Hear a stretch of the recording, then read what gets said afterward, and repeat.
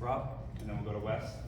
Arion, one thing I guess a cliche you hear a lot from players is you make the biggest, most progress from year one to year two. You know, now that you have 5 starts under your belt, where do you see the biggest progress coming from you? Yeah, just the play of speed and being able to read and react, being able to understand the schematics of what wants to be done on normal downs and third downs, and then also knowing what the offense that we're playing is trying to do, and having a good grasp of what the game plan of how they want to attack us is and how we need to defend.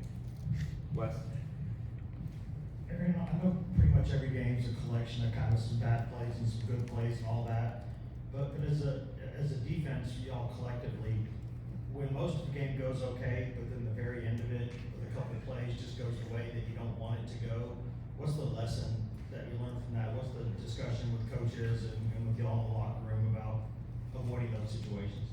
Yeah, just knowing situational football at the end of the day and being able to read and react off what they're giving us. You know, being able to have great communication and understand the plan of how we want to be able to hold the offense up, depending on the formation and our call. Really. Vince. What do you see in Florida's offense? Obviously, that includes 2 different quarterbacks. Yeah, obviously you have 2 different quarterbacks. Both the guys do great things with the balls in their hands. Both dynamic, both are able to run the offense very smoothly and be able to get things going. Just being able to see a lot of trade shifts and motions, a lot of misdirection to catch your eye, just a lot of misdirection with runs, and they want to be able to get the ball out in space. And you see a lot of great things that they do that we have to be able to go defend. Ryan in the back over here. What's just been the overall reaction from you and your teammates? How have you guys kind of handled this and responded to the loss?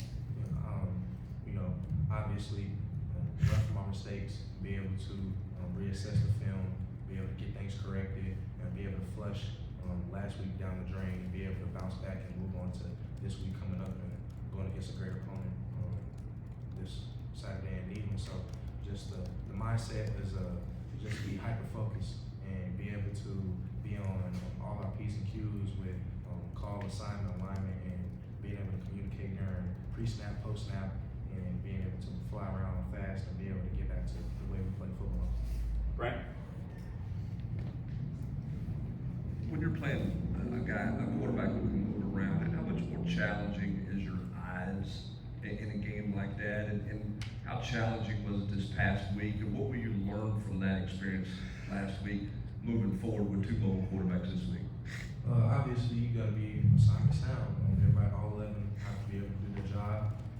Whenever you're going against a dual threat quarterback, person who's able to move in the pocket and be able to create space with his, create time and extra time and space with his legs, and you got to be able to corral the guy getting down on the ground while being able to have great pass coverage.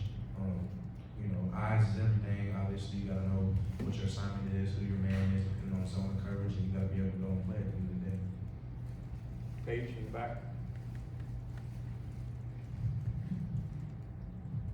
Just how excited are you guys to finally be back in Neyland Stadium and have that crowd noise on your side? Oh yeah, it's always great to get back in Neyland in front of 102,000, 3,000 screaming fans that have your back. It's going to be a great environment Saturday night.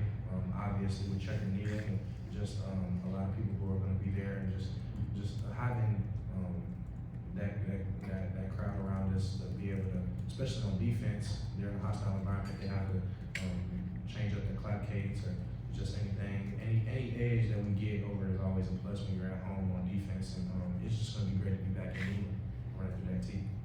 Patrick. Arion, how would you kind of describe the leadership on this team? What role do you think you kind of take in making sure that you guys forget last week, but learn from it and reset and get ready to go this week? Yeah, obviously, the message has just been bounce back. Obviously, not the result that we wanted, but sometimes you just got to take everything with a grain of salt and be able to learn from it and take the lessons and be able to progress. And you got to be able to bounce back and keep going up the mountain and being able to just be able to have a re-snap, re-clear mindset.